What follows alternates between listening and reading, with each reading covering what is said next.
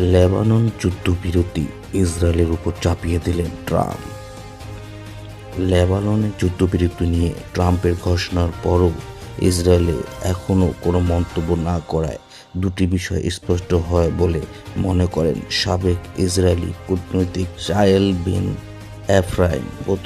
তিনি আল জাজিরাকে বলেছেন, প্রথমত যুদ্ধবিরতিটি ইসরায়েলের উপর চাপিয়ে দেওয়া হয়েছে এবং এটি এক ধরনের নির্দেশের মতো। দ্বিতীয়ত, নেতানিয়াহু এখনও বুঝে উঠতে পারেনি কিভাবে এটি ইসরায়েলি জনগণের কাছে উপস্থাপন করবেন, এমনকি তার নিজের মন্ত্রিসভা সদস্যের কাছেও কিভাবে উপস্থাপন করবেন বুঝতে পারছেন না, কেননা তার এই বিষয়টি নিয়ে ভীষণ ক্ষুব্ধ ও বিস্মিত।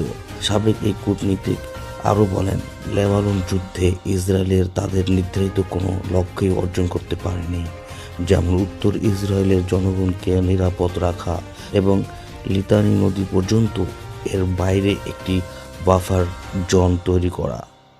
এছাড়া লেবাননে অবস্থানরত ইসরায়েলি সেনাবাহিনী যদি হামলা বন্ধ করে তাহলে তারা ঝুঁকিপূর্ণ অবস্থায় পড়তে পারে বলে তিনি উল্লেখ করেন।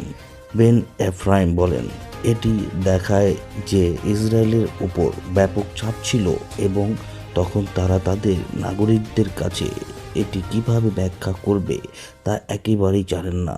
জনগণ এটিকে আরেকটি ব্যর্থতা হিসেবেই দেখবে।